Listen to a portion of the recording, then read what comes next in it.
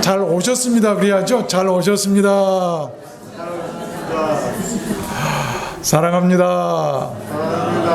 한 번 더 할까요? 이렇게 사랑합니다. 감사합니다. 고맙습니다. 예. 한번 따라서 해볼까요? 성령의 사람들. 오늘은 교회력으로 성령 강림절입니다. 주님께서 부활하신 지 50일째 되는 날이고 부활절로부터 7번째 되는 주일이에요. 영어 이름으로 펜티코스트라고 하는데 이것은 헬라어 펜테코스테에서 유래된 그런 말이에요. 이 성령 강림절은 구약의 오순절을 기초로 한 절기인데 우리가 알듯이 오순절은 출애굽 후에 율법을 받은 날을 기념했던 절기예요. 그래서 오순절이라고 하는데 오순절이라고 한 말은 50일째 되는 절기라고 한 뜻이에요. 그래서 77절이라고도 하죠. 한 주가 7일이기 때문에 7자면 77은 49, 7주일이 지난 다음 날 50일째 되는 날을 오순절이라고 합니다. 그 오순절이 신약에 와서는 율법 대신 성령을 주신 날로 전환이 되는데 기독교의 3대 절기인 성탄절, 부활절, 성령 강림절 중에 하나가 된 것입니다. 구약의 3대 절기는 유월절, 오순절, 초막절이라고 하죠. 신약의 3대 절기는 성탄절, 부활절, 또 하나는 뭐죠? 난 놓고 기억자도 모르죠? 성령 강림절. 이렇게 해서 구약의 3대 절기, 신약의 3대 절기 이렇게 나눕니다. 성령이 나타나시면은 주로 3가지 형태로 나타나는데 불과 비둘기와 바람입니다. 불은 뜨거움과 정화의 능력을 나타내고 비둘기는 순전함과 평화를 상징하고 바람은 시온케함과 보이지 않는 강한 능력을 나타냅니다. 성령 하나님께서 하시는 일이 그러하시다라고 하는 그런 말씀이에요. 사도행전 2장에 보면 오순절 날이 이름에 그들이 다 같이 한 곳에 모였더니 호련히 하늘로부터 급하고 강한 바람 같은 소리가 있어 성령이 나타나심이 나타나 전상 강하고 급한 바람 같더라. 그들이 앉은 온 집에 가득하며 마치 불의 혀처럼 갈라지는 것들이 그들에게 보여 각 사람 위에 하나씩 임하여 있더니 불이 임하여 있더라. 그리고 예수께서 세례를 받으시고 물 위에서 올라오실새 하늘이 열리고 하나님의 성령이 비둘기같이 내려 자기 위에 임하심을 보시더니 비둘기같이 임하시더라. 예수 믿고 구원받은 사람에게는 특징이 있습니다. 예배와 기도와 전도와 그리고 성령의 사람들이에요. 오늘 본문 말씀은 예수님께서 부활하신 후에 제자들에게 나타나셔서 하신 말씀입니다. 저희를 향하여 숨을 내쉬며 가라사대 Receive the Holy Spirit, 성령을 받으라. 여러분, 왜 제자들에게 부활하신 다음에 나타나셔서 성령을 받으라고 말씀하셨을까요? 성령이 계시면 우리들 삶에 놀라운 변화들이 일어나고 평강이 있기 때문이에요. 본문 21절 보면 예수께서 가라사대 너희에게 평강이 있을지어다. 평강뿐만이 아닙니다. 성령이 계신 곳에는 강한 능력들이 나타납니다. 마태복음 1장에 보면 다윗의 자손 요셉아 네 아내 마리아 데려오기를 무서워 말라. 저에게 잉태된 자는 성령으로 된 것이라. 여러분, 창조적이죠? 예수님께서 잉태되심도 성령으로 잉태되셨다. 성령, 큰 능력이죠. 마태복음 12장에 보면 그러나 내가 하나님의 성령을 힘입어 귀신을 쫓아내는 것이면 귀신을 쫓아내는 것도 성령의 능력이다. 성령의 능력을 받으면 귀신을 쫓아낼 수 있고, 성령의 능력을 받은 사람은 감히 귀신이 그 속에 들어올 수 없어요. 요한복음 3장에 보면 사람이 물과 성령으로 거듭나지 않냐면 하나님의 나라에 들어갈 수 없다라고 한 말씀이죠. 우리를 거듭나게 하는 능력도 성령이시고 하나님의 나라에 들어가게 하신 것도 성령이세요. 요한복음 14장에 보면 보혜사 곧 아버지께서 내 이름으로 보내실 성령 그가 너희에게 모든 것을 가르치시고 모든 것을 생각나게 하시리라. 우리를 가르치고 또한 모든 것을 생각나게 하고 또 모든 것을 이렇게 알도록 하시는 것은 성령이시다. 성령이시다. 성령 충만하면 까먹질 않아요. 성령 충만하면 생각나게 하십니다. 성령 충만하면 치매도 안 걸릴 줄로 믿습니다. 성령 충만해야 돼. 또 요한복음 16장에 보면 진리의 성령이 오시면 그가 너희를 모든 진리 가운데로 인도하시리니 장래일도 너에게 알리시리라. 장래일까지 성령이 다 알려주신다. 진리 가운데로 인도하신다. 로마서 8장에 보면 이와 같이 성령도 우리 연약함을 도우시나니, 성령께서 우리의 약한 것을 도와주시는 거예요. 우리 돕는 자시다. 보혜사. 에베소 4장에도 보니까 성령이 하나 되게 하신 것을, 여러분 우리가 교회가 하나 되고 가정이 하나 되고 부부가 하나 되고 모든 것을 하나 되게 하는 것은 성령께서 하시는 거예요. 계시록 1장도 보면 주의 날에 내가 성령에 감동하여 내 뒤에서 나는 나팔 소리 같은 큰 음성을 들으니, 그 환상과 하나님의 큰 음성을 듣게 됐던 것도 성령이 충만할 때, 성령이 내 안에 계실 때 들을 수가 있는 거예요. 사람이 죄와 멸망에서 구원받고 하나님의 자녀가 되어서 그 구원을 완성하는 것이 매우 중요합니다. 어떤 사람은 구원받다고 하지만 구원을 완성하지 못하고 무너져 버린 사람이 있어요. 구원을 완성하려면 세 가지. 먼저 하나님을 아는 지식이 있어야 돼요. 그리고 그의 아들 예수 그리스도를 믿는 그 믿음으로 우리가 그를 마음에 영접을 해야 돼요. 그리고 마지막은 그가 보내신 성령을 받아야 하는 것입니다. 우리가 예수 그리스도를 믿고 마음에 영접할 때 이미 성령은 우리 안에 오셨습니다. 성령으로 말미암지 않고는 예수 그리스도를 주로 고백할 수 없기 때문이에요.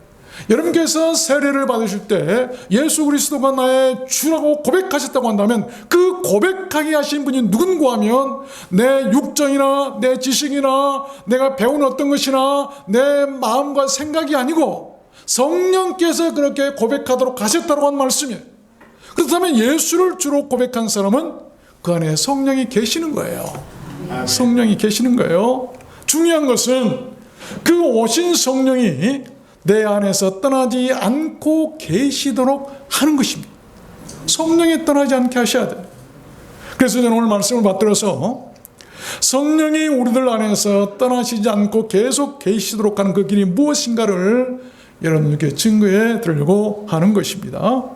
아십시오. 성령이 내 안에 내주에 계시고, 그래서 성령의 사람이 되면 우리는 변화되고 새로워지는 구원과 축복의 사람이 될 수 있습니다. 여러분 모두 그렇게 되시기를 주님의 이름으로 축원합니다. 그러면 성령이 내 안에 계시도록 하는 그 길이 무엇일까요? 첫 번째는 heart, 마음이 청결해야 돼. 마음이 청결해야 성령이 내 안에 계시고 성령께서 내 안에서 떠나시지 않는 거예요. 고린도전서 3장 16절에 보면 너희가 하나님의 성전인 것과 하나님의 성령이 너희 안에 거하시는 것을 알지 못하느뇨. 누군지 하나님의 성전을 더럽히면 하나님이 그 사람을 멸하시리라. 하나님의 성전은 거룩하니 너희도 그러하니라. 거룩한 성전 안, 우리 마음은 하나님의 거처가 되신다고 그랬어요. 성령이 계시는 성전이에요. 그런데 더러워지면 성령이 계실 수가 없어요. 마음이 청결해야, 마음이 깨끗해야 성령이 그 안에 계신다는 것이죠. 우리들 인간에는 겉사람이 있고 속사람이 있습니다. 겉사람은 눈에 보이는 사람. 여러분 우리 눈에 보이죠? 겉사람이라고 그래요. 겉사람. 옷도 입고 화장도 하고 그러죠? 밥도 먹고. 속사람은 눈에 보이지 않는 사람이죠. 우리 눈에 보이지 않는 안에 있는 속사람. 그 속사람 안에 영이 거하는 처소가 있는데 그 처소가 곧 바로 우리들 마음 성전이라는 것입니다. 그 처소에 어떤 영이 내주했냐에 따라서 그 사람이 달라집니다. 삶도 달라지고 생각이나 영혼도 다 달라지게 됐어요. 여러분, 그 내주한다라고 한 말은 내 안에서 주인 노릇한다라고 한 말이에요. 주인 노릇한다. 만약 사람 속에 귀신이 들어가 주인 노릇하면 그 사람은 귀신 들린 사람이 됩니다. 어떤 사람 보면 귀신 들린 사람이 있어요. 그 안에 귀신이 들어가서 주인 노릇하고 있게 돼서 귀신이 내주하고 있기 때문이에요. 악령이 들어가 있다고 한다면 그 사람은 악한 말을 한다든지 악한 일만 할 것입니다. 그러나 성령이 내주하고 계시면 그 사람은 반드시 거룩한 생활을 할 수 있게 된다는 것입니다. 우리는 그런 사람을 people of the Holy Spirit, 성령의 사람이라고 하고, 그런 사람이 날마다 하나님과 동행할 수가 있는 것입니다. 여러분 안에는 어떤 영이 내주하고 계십니까? 마음을 정결하게 하시길 바랍니다. 성령이 계실 수 있는 사람은 마음이 청결한 사람이에요. 성령이 계시지 않다면 더럽고 추악하고 괴롭히는 악령들이 여러분 속에 살게 될 것입니다. 그 결말은 매우 좋지 못해요. 성령이 계시지 않고 악한 영들이나 귀신들이 들어가는 사람들 결말이 매우 좋지 못해요. 누가복음 11장에 보면 더러운 귀신이 사람에게서 나갔을 때, 귀신이 사는 장소가 사람이라고 하죠. 사람에서 나갔어요. 물 없는 곳으로 다니며 쉬기를 구하되 얻지 못하고 이에 가로된 내가 나온 내 집으로 들어가리라. 귀신의 자기 집이 사람 속이라는 거예요. 다시 들어가겠다. 그래서 와보니 그 집이 소재되고 수리되었거늘 이에 가서 저보다 더 그 악한 귀신 7을 데리고 들어가서 거하니 그 사람의 나중 형편이 전보다 더 심하게 되니라. 소지하고 청결한 것이 문제가 아니고 그 안이 비어있기 때문이에요.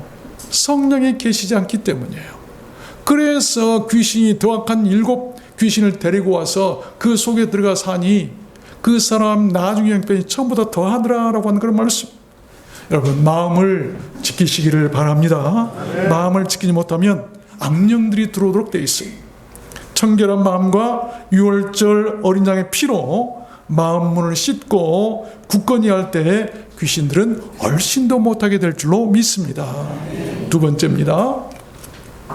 성령이 내 안에 계시도록 하는 길이 무엇일까요? 두 번째는 이 성령을 월드 근심케 말해야 돼. 성령을 근심하게 말하라.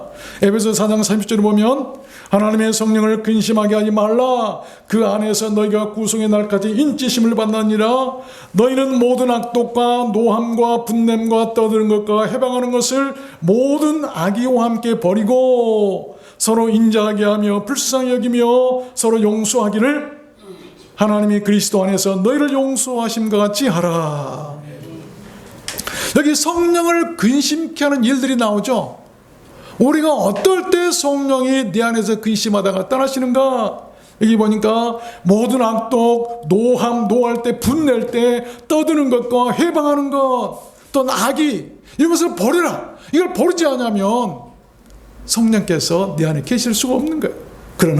그러나 성령을 안심하고 내 안에 계시도록 하는 길이 있는데 서로 인자하게 하며 서로 불쌍히 여기며 서로 용서하기를 하나님이 그리스도 안에서 너희를 용서함 같이 하라. 서로 인자하게 여기고 불쌍히 여기고 서로 용서하면 성령께서 안심하고 내 안에 계시도록 할 수 있다라고 하는 그런 말씀. 아십시오. 성령을 근심케 하면 성령은 내게서 떠나십니다. 성령이 떠난 자리에는 항상 악신이 침범하도록 되어 있습니다. 그 악신의 지배를 받는 사람은 악한 일을 하게 되고 많은 사람에게 피해를 주고 욕하고 미워하고 불신하고 시기하고 질투하며 살다가 자신도 끝내는 버림받고 마는 것입니다. 그 대표적인 사람이 바로 구약의 사울왕 아닙니까? 사무엘상 18장에 그 말씀이 나오죠. 다윗이 나가서 전쟁에서 승리하고 돌아오니까 여인들이 막 나와서 뛰놀면서 창하면서 큰 노래를 합니다. 사울왕이 죽인 자는 기껏 천천인데 우리 다윗이 이긴 자는 만만이로다. 그랬더니 사울이 이 말에 불쾌했다고 그랬어요. 심히 노했다고 그랬습니다. 그리고 바로 이튿날 하나님의 부르신 악신이 사울에게 크게 내렸다고 그래요. 그 집 가운데서 그래서 야로했다, 막 까닭 없이 트집을 잡고 마구 떠들어댔다라고 하는 것이죠. 멀쩡했던 왕이 오늘 보니까 불쾌하고 심히 노했다. 이건 뭐예요? 왕으로서 자기 신하가 대승을 거둬서 오니까 칭찬을 못해줄 망정 뭐라고 합니까? 시기하고 질투심이 일어났습니다. 그랬더니 당장 뭐가요? 그 마음속에 악신이 임하게 되더라고 하는 것이죠. 그러면서 말합니다. 그가 스스로 이르기를 내가 다윗을 벽에 박으리라고 창을 던졌으나 다윗이 그 앞에서 2번 패하였더라. 여호와께서 사울을 떠나 다윗과 함께 계심으로 사울이 그를 두려워한지라. 하나님께서 떠나버리신 거예요. 우리가 이런 성령께서 하나님이 신이 떠나도록 해서는 안 되는 거예요. 그래서 악신이 들어오게 해서는 안 돼요. 성령이 떠나시니까 사울왕한테 악신이 들어간다. 귀신이 들어간다. 세 번째입니다. 성령이 내 안에 계시도록 하는 길이 무엇일까요? 세 번째는 성령을 디스피어를 소멸치 말아라. 디스피어를 소멸치 말아라. 데살로니가서 5장 19절에 보니까 성령을 소멸치 말며 성령을 사라지게 하거나 성령의 불을 끄지 말라는 말씀입니다. 그런 사람에게도 성령이 계시지 못하기 때문입니다. 말씀을 거역하고 불순종할 때 성령은 내 안에서 떠나시고 내 안에 성령의 불은 꺼져버리고 내 마음이나 영이 싸늘하게 식어버립니다. 여러분, 식는다는 것이 무엇입니까? 바로 죽음입니다. 사람도 의사들이 사망을 진단할 때 다른 거 없어요. 끝에서부터 진단해서 손으로 만져보죠. 근데 점차 차가워지면 죽음이 임박해 오는 것을 그들이 알 수 있는 것이죠. 이 불이 꺼지거나 싸늘하고 추워진다는 것은 그 죽음을 의미하죠. 내 안에서 성령의 불이 꺼져버리면 내 영혼도 내 신앙도 모두 죽어버린다는 것입니다. 죽은 영혼이나 죽은 신앙에 무슨 기쁨이 있고 무슨 열매가 있고 무슨 찬송이 있고 무슨 예배가 있고 무슨 감사가 있고 무슨 구원이 있겠습니까? 성령이 소멸된 신앙은 오히려 남에게 피해만 주는 거예요. 그렇지 않겠어요? 우리 영이 죽도록 해서는 안 되는 것이죠. 성령을 소멸치 마세요. 네 번째입니다.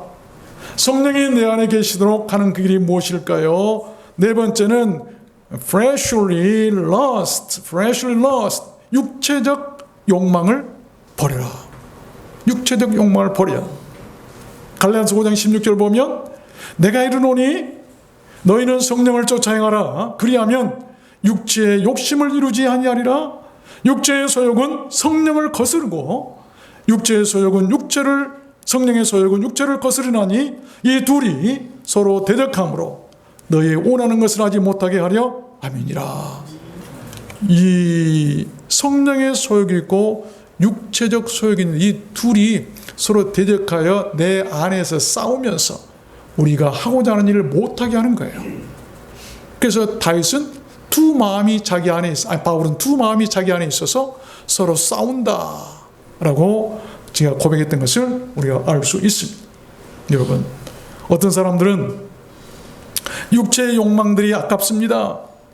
그것들이 주는 쾌락을 잊어버릴 수가 없어요. 없어서 또 무엇인가 다 잃을 것만 같아서 성령을 쫓아 행하기를 꺼려하죠. 성령을 받으면 어떻게 될 것만 같아서 두렵습니다. 내가 신앙이 좋아지고 성령 받고 충만해지면 아이고 내가 놀러 가기도 좋아하고 등산도 좋아하고 이런 것 저런 거 좋아하는데 아이고 이런 거 안 좋아지게 되면 어떨까? 두려운 거예요. 두려운 거예요. 그래서 성령을 거부하게 되고, 그래서 성령을 받지 못하는 것입니다. 그러나 성령을 받지 못한 그들의 마음은 더욱 괴롭습니다. 더 답답하며 더 만족이 없어요. 더 갈증만 있는 것입니다.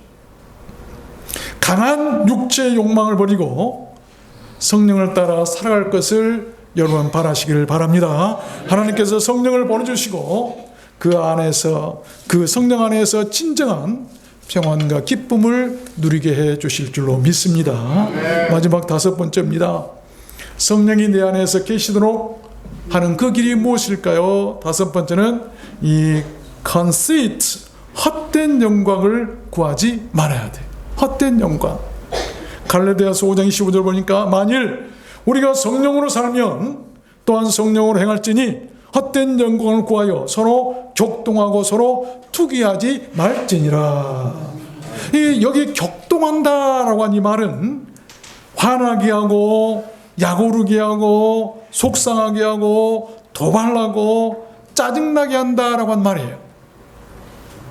또한 투기한다라고 한 말은 질투하고 시샘하고 못살게 굴고 시기한다는 그런 말입니다. 그런 것이 헛된 영광이에요. 그런 사람에게는 성령이 계시지 못한다는 그런 말씀입니다. 갈라디아서 5장 20절 보니까 이런 말씀 있죠. 오직 성령의 열매는 사랑과 희락과 화평과 오래 참음과 자비와 양성과 충성과 온유와 절제니 이 같은 것을 금지할 법이 없느니라. 그리스도 예수의 사람들은, 성령의 사람들은 육체와 함께 그 정과 욕심을 crucified, 십자가에 못 박았느니라. 성령의 사람들은, 예수 그리스도의 사람들은 우리의 정과 욕심, 이런 것들을 이미 십자가에 못 박은 사람들, 그러니 그것이 있을 수가 없는 거예요. 만약 그렇다면 우리가 서로 시기하고 화나게 하고 도전하고 도발하고 힘들게 하는 그런 사람들은 아직도 그 육체적인 죄성이 아직도 십자가에서 못 박히지 못한 사람이고, 성령이 그 안에 계시지 못한 사람이고, 예수 그리스도를 영접하지 못한 사람이에요. 그렇기 때문에 그런 현상이 나타날 수밖에 없는 거예요. 그러나 만약에 어떤 사람이 남을 위해서 오늘 말씀처럼 자비를 베풀고 은혜를 베풀고 서로 용서하기를 좋아하고 서로 사랑한다고 한다면 그 사람은 하나님을 만난 사람이고, 그의 모든 죄와 함께 정과 욕심, 십자가 이미 못 박아가는 사람이고, 주님께서 십자가에서 다 용서해 주신 사람이고, 죄를 깨끗이 씻겨준 사람이기 때문에 그 마음 안에, 청결한 마음 안에 성령이 계시기 때문에 성령께서 말씀하신 대로, 가르치신 대로 말하며 살게 될 것입니다. 우리는 나무는 그 열매를 통해서 그 나무가 어떤 나무인 줄 아는 것처럼 성령의 열매를 통해서 이 사람은 성령 받은 사람인가, 이 사람은 구원받은 사람인가, 아니면 이 사람은 구원받지 못한 사람인가, 이 사람은 천국 갈 사람인가, 이 사람은 지옥 갈 사람인가를 알게 된다는 것이죠. 그 열매, 성령의 9가지 열매, 그 열매를 통해서 성령 받은 사람이 어떤 사람인가, 그 사람 안에 성령이 있는가, 계시는가 라는 것을 알 수 있게 된다는 것입니다. 말씀을 맺겠습니다. 성령은 우리들 신앙을 단순한 지식이나 이론이 아닌 실제 삶 속에서 능력 있게 살아내게 하는 힘이에요. 신앙의 엔진이나 동력과 같은 것들이죠. 우리가 열천에 비유해서 하는 것처럼 등불만 가지고 있으면 필요가 없어요. 그 안에 뭐가 있어야죠? 기름이 있어야 돼요. 성령이 있어야 돼요. 우리가 구원받았다고 교회에 다닌 것, 그게 중요한 게 아니에요. 그 안에 성령이 계셔야 돼요. 등불만 있으면, 우리가 그리스도인이다, 성도들이라고 한 말만 있으면, 이름만 있으면 뭐 하겠어요? 그 안에 성령이 계시지 않나요? 왜? 성령이 신앙의 동력이에요. 천국을 가게 하는 힘이에요. 구원받게 하는 능력입니다. 그런데 성령이 안 계신데 어떻게 구원받을 수 있고, 어떻게 천국에 갈 수 있고, 어떻게 그리스도가 내 주라고 고백할 수 있으며 하나님께 나와서 예배할 수 있고 하나님께 나와서 기도할 수 있고 찬송할 수 있게 하겠느냐라고 하는 그런 말씀입니다. 사도행전 4장에 보니까 이에 베드로가 성령이 충만하여, 베드로가 수제자가 된 것은 다른 거 아니에요. 그 안에 성령이 충만했다. 빌기를 당하며 모인 곳이 진동하더니 무리가 다 성령이 충만해 담대히 하나님의 말씀을 전하니라. 성령 충만할 때 담대히 하나님의 말씀도 전할 수 있어요. 전도할 수 있어요. 스데반이 성령이 충만하여 하늘을 우러러 하나님의 영광과 및 예수께서 하나님 우편에 서신 것을 보고, 스데반이 마지막 임종할 때, 죽을 때, 돌에 맞아 순교할 때 여러분 성령이 충만했다라고 그래요. 그랬더니 하늘이 열린 것을 보고, 하늘에 주님이 계신 것을 보고요, 하늘문이 열린 것을 볼 수 있었어요. 여러분 성령 충만해야 우리가 임종할 때 하늘문이 활짝 열린 것을 보게 될 줄로 믿습니다. 바울이 성령이 충만하여, 바울도 성령이 충만했더라. 제자들은 기쁨과 성령이 충만하니라. 사도행전을 보면 초대교회 성도들은 무엇보다도 기쁨과 성령이 충만했어요. 우리도 모두 그러한 성령 충만한 사람들로 살게 되었으면 좋겠습니다. 성령의 사람들이요, 바로 깨끗하고 청결해요. 남에게 피해 주지 않고 오히려 기쁨을 줍니다. 허송세월하지 않고 세월을 아낍니다. 전도합니다. 알 수 없는 평안과 감사가 날마다 그들과 함께하는 것을 우리는 볼 수가 있어요. 여러분 속에는 무엇이 있기를 진정 원하십니까? 성령이 계시도록 하십시오. 예수님은 부활하신 후 사랑하는 제자들을 만나서 맨 먼저 그들에게 성령을 받으라고 성령을 주셨어요. 숨을 내쉬면서 성령을 주셨어요. 세상 마지막 날 우리들 인생을 천국으로 인도하고 초청하시는 분도 성령이라고 성경이 기록합니다.